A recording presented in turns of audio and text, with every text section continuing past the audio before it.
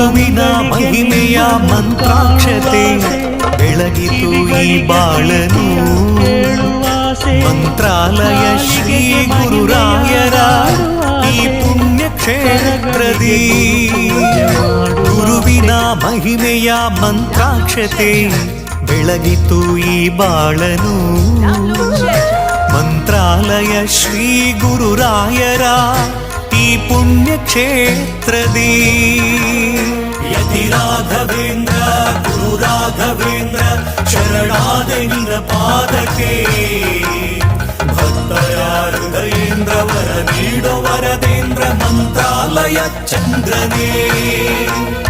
ಯತಿ ರಾಘವೇಂದ್ರ ಗುರು ರಾಘವೇಂದ್ರ ಶರಣಾದ ನಿನ್ನ ಪಾದಕ್ಕೆ.